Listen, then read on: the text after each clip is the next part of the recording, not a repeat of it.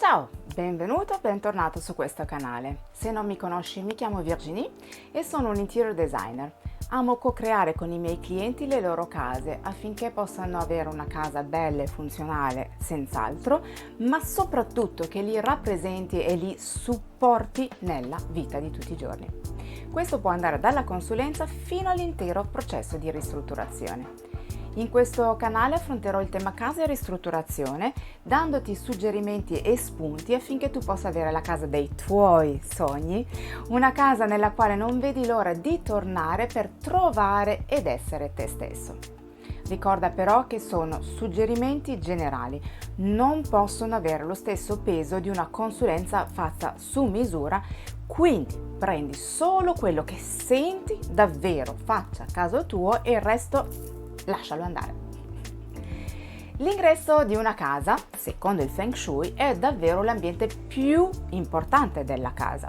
Il motivo è facilmente intuibile. L'ingresso è dove entra l'energia e dobbiamo fare in modo che entri nella maniera corretta e soprattutto che entri solo quella positiva. L'ingresso è quella zona di transizione che collega l'interno e l'esterno ed è importante che sia accogliente e invitante affinché entrino buone energie, nonché le persone e le opportunità che desideriamo. L'ingresso non è solo il biglietto da visita della casa a livello estetico, ma anche energetico. Se l'entrata è buia e disordinata, è molto probabile che poi ne risenta tutta la casa e i suoi abitanti. Vediamo come creare un buon ingresso secondo il Feng Shui nel video di oggi. Ma prima di cominciare, se ti piacciono questi argomenti e non lo hai ancora fatto, iscriviti al canale. Resterai sempre aggiornata e mi aiuterai a farlo crescere. Io lo apprezzerò veramente tanto. Ora metti un bel like al video e partiamo!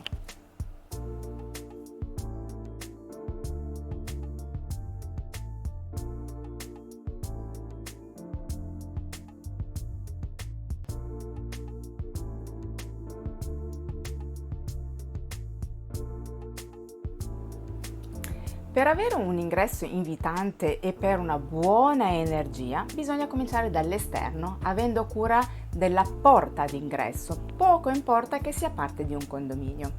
Spesso davanti a questa porta abbiamo sì e no solo il classico zerbino.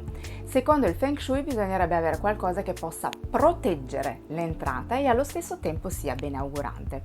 L'ideale sarebbe avere due oggetti ai lati delle porte, come per esempio due vasi di piante.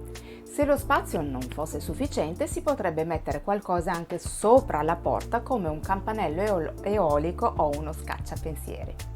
E ora entriamo in casa.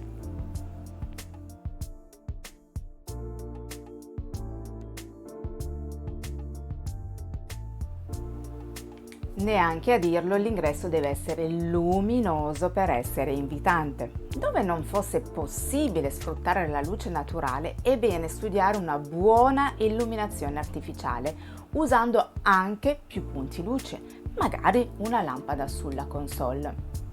Se l'ingresso dà direttamente nella sala, valuta la possibilità di una piccola controsoffittatura in cui potresti mettere dei faretti da incasso, assicurandoti così una buona illuminazione. Se vuoi sapere qualcosa in più sull'illuminazione, ne parlo qui e ti lascio il link in descrizione.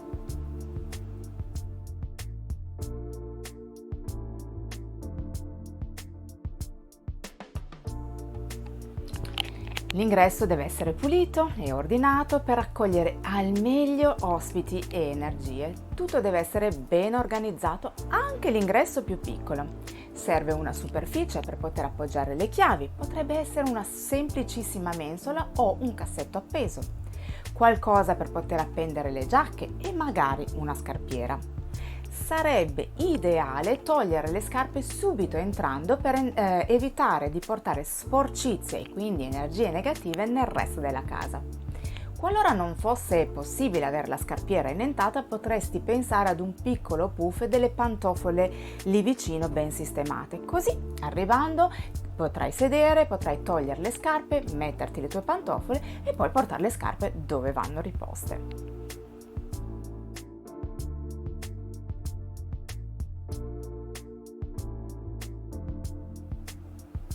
L'energia deve potersi muovere liberamente e, una volta entrata, distribuirsi per tutta la casa. Fai attenzione quindi che non ci siano elementi che possano ostacolare questo movimento.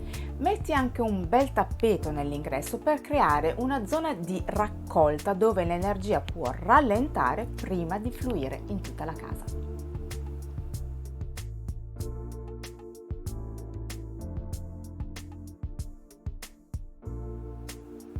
Lo ripetiamo ogni volta, i colori hanno un potere psicologico più o meno inconscio, oramai riconosciuto anche scientificamente. Anche il Feng Shui riconosce il potere dei colori a livello energetico. Ogni colore è associato a uno dei 5 elementi: acqua, legno, fuoco, terra e metallo. Ad ogni elemento equivale un'energia. Le tonalità dei verdi, elemento legno, sono associate alla crescita e al benessere finanziario. I rossi, gli arancioni, rosa e viola fanno parte dell'elemento fuoco e sono associati alla notorietà e al riconoscimento. I marroni, i beige e i gialli sono associati all'elemento terra e quindi alla stabilità e alla solidità. I blu scuri, i neri, sono elemento acque e associati al viaggio sia fisico che evoluzione personale. Bianchi, grigi sono dell'elemento metallo e sono associati alla creatività e alla leadership. Quindi è importante scegliere i colori che aumentino l'energia di cui si ha necessità in un determinato periodo.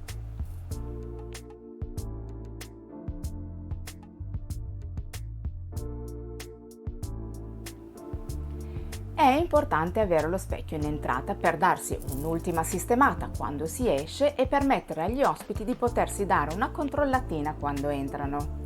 L'attenzione è di non posizionare mai lo specchio direttamente di fronte alla porta perché rimanderebbe indietro l'energia. Meglio metterlo su una delle pareti adiacenti. Farà rimbalzare l'energia, ma sempre in casa.